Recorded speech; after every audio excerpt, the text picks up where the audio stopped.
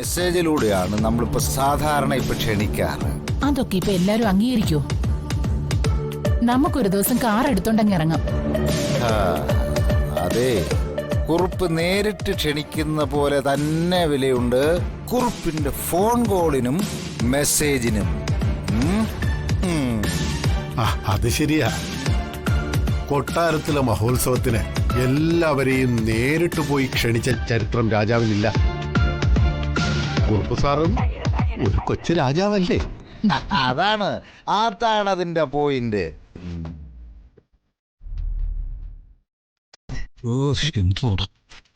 പറയാം.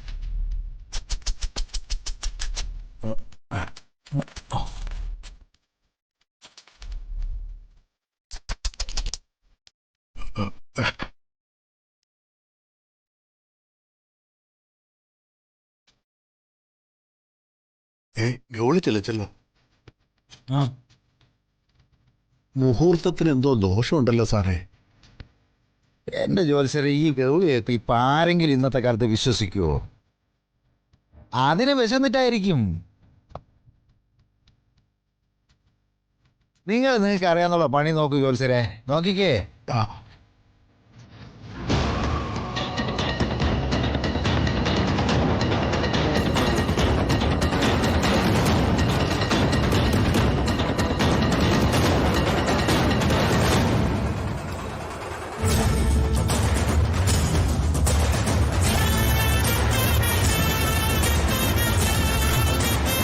ജഗന്റെയും നീലിമയുടെയും ഗ്രഹനില വെച്ച് നോക്കുമ്പോൾ ആ മുഹൂർത്തത്തില് വിവാഹം നടത്താനേ പാടില്ല.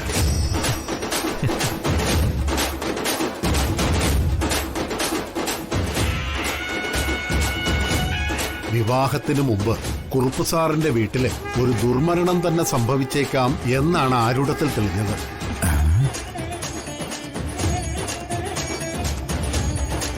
മരണമുഹൂർത്തം.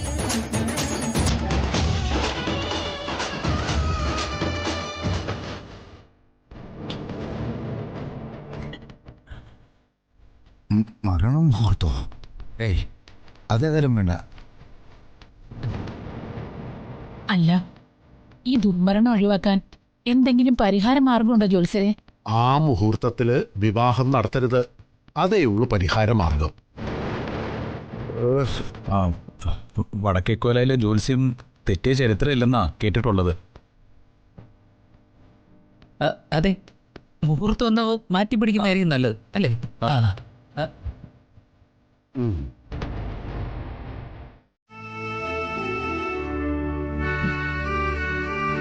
അങ്ങനെ എന്റെ ഭർത്താവ് ഓടിക്കുന്ന ഓട്ടോയിൽ ക്ഷേത്രത്തിൽ വന്നിറങ്ങാനും ഭാഗ്യമുണ്ടായി. ഒരു മെക്കാനിക്കായ ഞാൻ ജീവൻ കൊടുത്ത വണ്ടിയിൽ എത്രയോ പേരാണ് ക്ഷേത്രത്തിൽ വന്നിട്ടുള്ളത്. ഇന്ന് ആ മെക്കാനിക്ക് ഓട്ടോ ഡ്രൈവർ ആയതും ദേവിയുടെ മായാവിലാസം തന്നെ. നീ ക്ഷേത്രത്തിലേക്ക് ചെല്ലും, ഞാൻ പുറത്തുനിന്ന് തൊഴുതു പൊക്കോളാം. അല്ല, ഒരു അർജന്റ് ഓട്ടോ ഉള്ളതുകൊണ്ടാ. ക്ഷേത്രനട വരെ വന്ന സ്ഥിതിക്ക് ദേവിയെ കണ്ട് തൊഴുതിട്ട് പോയാലെന്താ? രാവിലെ ക്ഷേത്രത്തിൽ വന്ന് താക്കോലും പൂജിച്ചു കഴിഞ്ഞു. ആദ്യ ഓട്ടം എന്റെ ശ്രീമതിയും കൊണ്ടാവണമെന്ന് നിർബന്ധമുണ്ടായിരുന്നു. എങ്കിലേ എന്റെ വക ആദ്യ ഓട്ടത്തിനുള്ള കൈനീട്ടം വാങ്ങിയട്ടെ.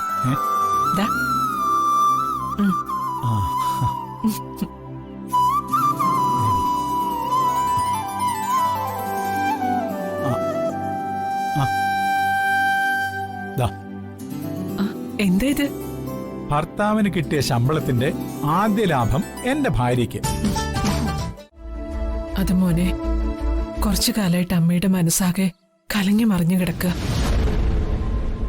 ഒരു സമാധാനവും ഇല്ല മോനെ. ദിവസം കഴിയും തോറും കാര്യങ്ങള് പ്രശ്നങ്ങളിൽ നിന്ന് പ്രശ്നങ്ങളിലേക്കാ പോകുന്നത്. ഇപ്പോ എന്താ പറ്റിയമ്മേ? എന്താ അമ്മയുടെ പ്രശ്നം? വന്ദനയോ?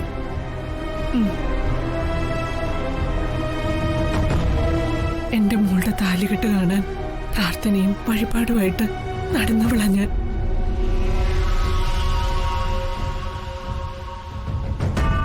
പക്ഷെ ഇപ്പോ എന്റെ പ്രശ്നം അവളുടെ കഴുത്തിലെ താലിയാ.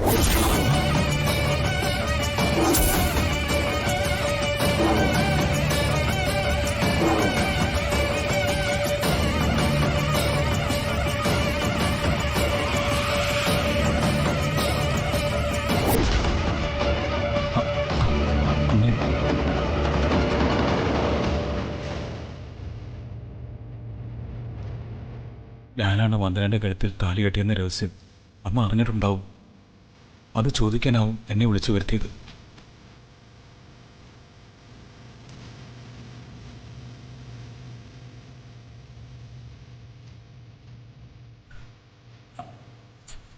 അമ്മേ,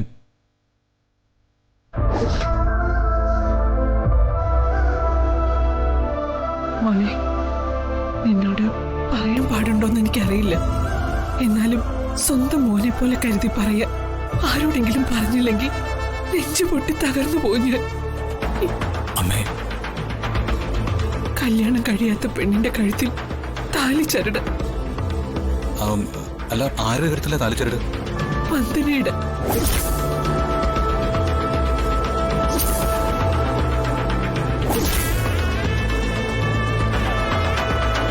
ആ താലി കെട്ടിയത് ആരാണെന്ന് അവൾക്ക് പോലും അറിയില്ല അത്ര.